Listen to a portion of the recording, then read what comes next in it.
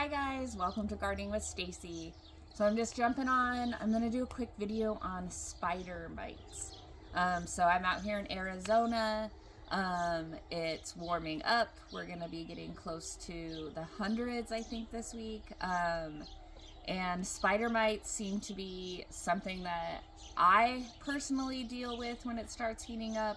But also I'm noticing that there's a lot of other people that are dealing with spider mites. So I just thought I'd share a little bit of my experience with them and what I've learned over the years of what to do when you get them, even noticing some of the first signs, and what it actually can do to your plants if you do nothing as well. So I'm going to start off by letting you know what I'm going to use to dust my plants with to help with spider mites. So this is a product. It is called First Saturday Lime. And again, you can get on their website. You can do all your research on that. I'm not saying you have to use it, but this is what I use. So I'm going to dust all my tomatoes with those. And it does take care of spider mites. So First Saturday Lime, you actually would just dust the first Saturday of the month, and then you just keep reapplying. But a little bit on spider mites. So spider mites are attracted to dry. They can't survive in a moist environment.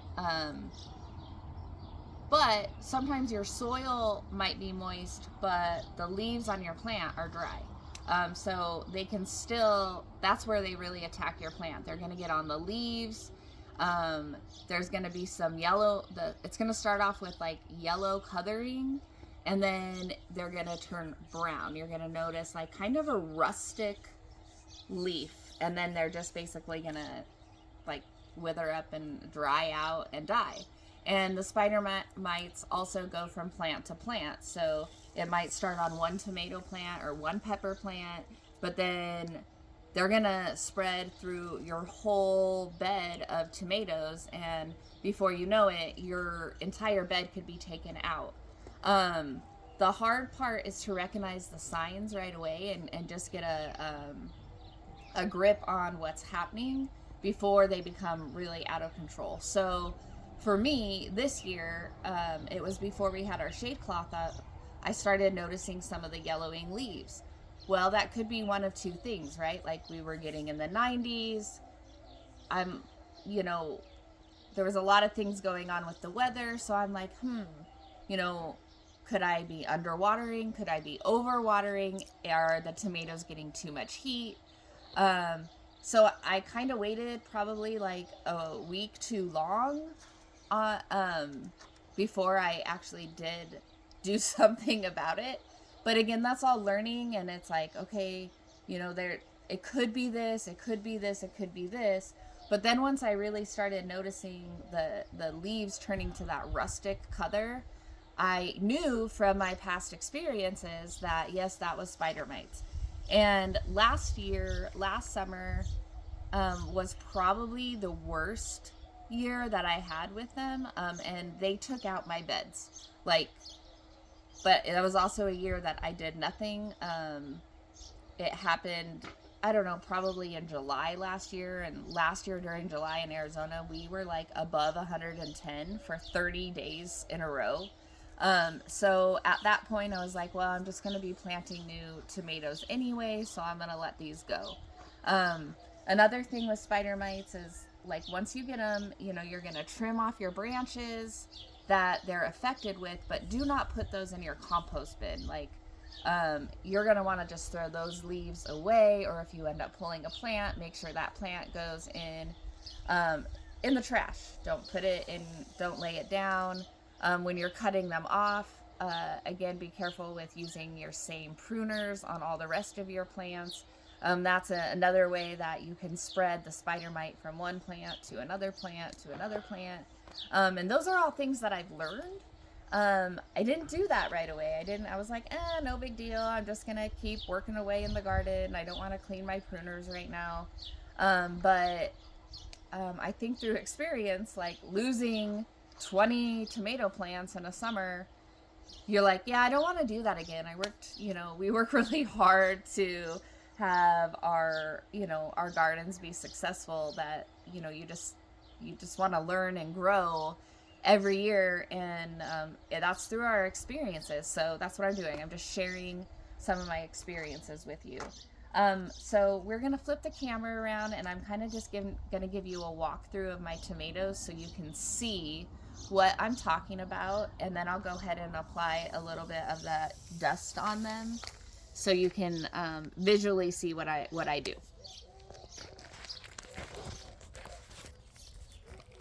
All right, so the first tomato plant that I'm going to show you is this one. And I know it's hard with the background of all the other tomatoes, but you can definitely see this was the worst tomato plant that got attacked by my spider mites. So this was probably the one that it started on. I'm going to get in here and I'm going to show you that. So that's that rustic brown. So,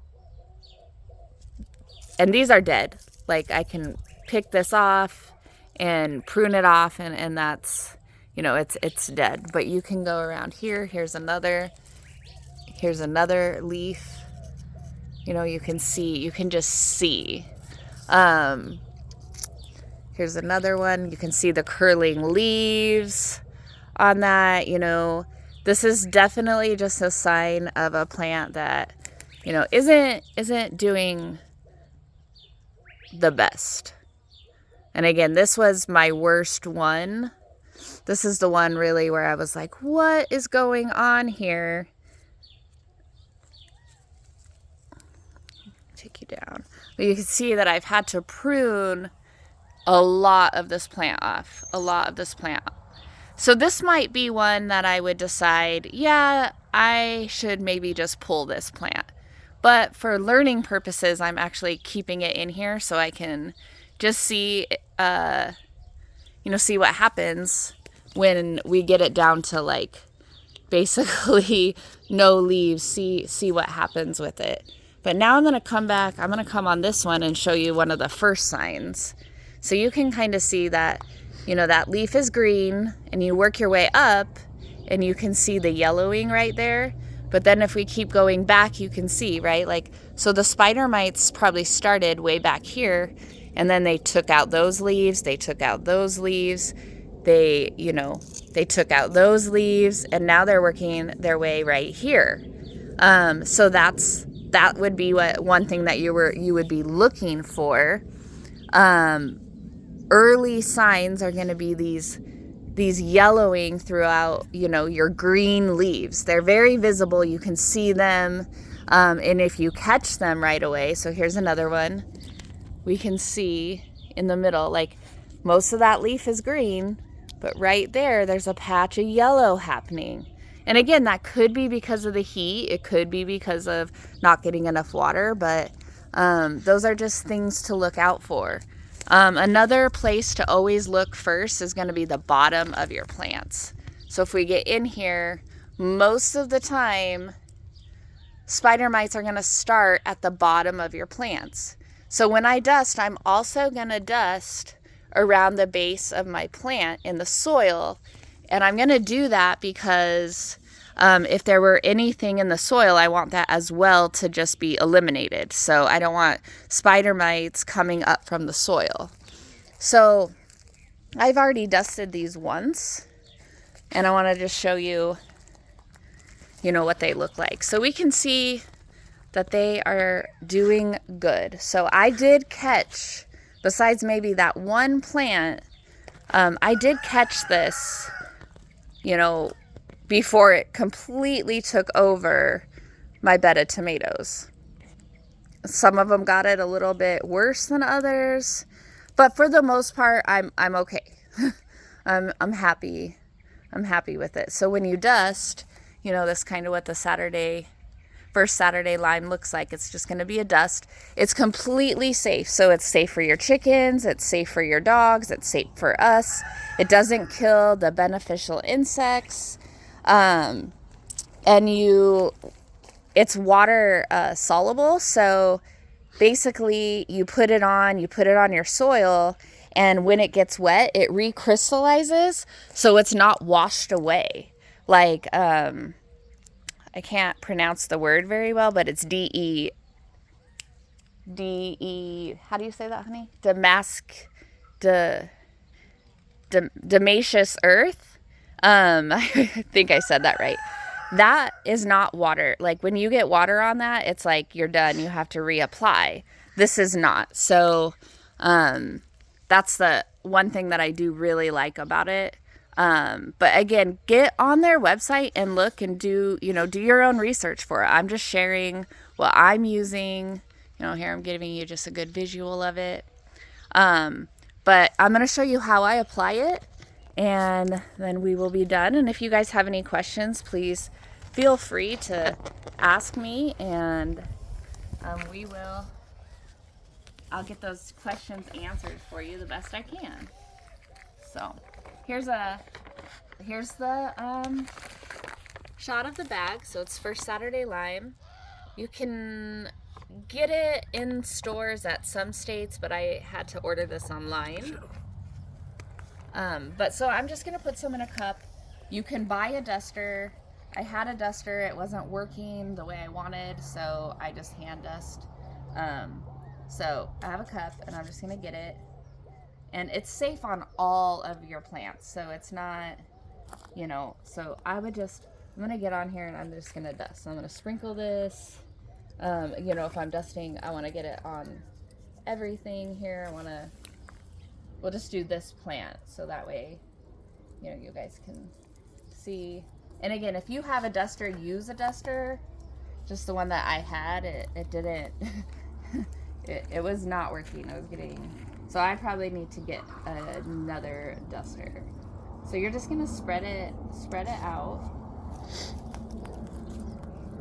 The middle is, an area that I would do heavier. Plus also on the ground, like I said, I would, get it in my soil. Get it on all these leaves here. Any of the brown, any of the ones that you find the discoloring on. It's okay to get on your fruit.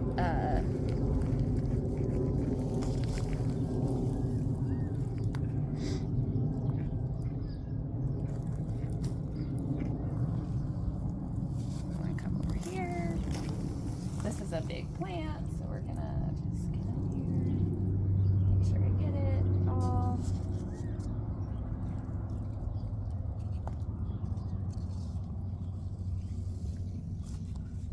And this is not a fertilizer, so this is not in like replacement of feeding, feeding or doing any of that. But the main areas when I dust are gonna be more inside and on the bottom. As you can see, the top really, that really hasn't got affected yet. So, again, it's going to be, even getting my hands inside here, or if you have a duster, you stick the duster in there and look at the stems. I mean, and you can see stems, like you'll have to just look at your stems, and, you can see signs even on the limbs and stems, and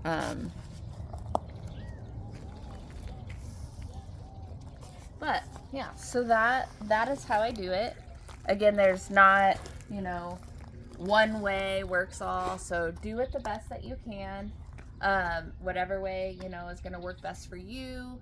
If you guys know of any good dusters that you think work really well, maybe you could add a link to the bottom of this video, and maybe I'll try that one out so I don't have to use my hands. But anyway, I hope that helps. I hope that gives you a little bit of information. Spider mites are really hard to get rid of once you have a breakout, so be aware of the signs.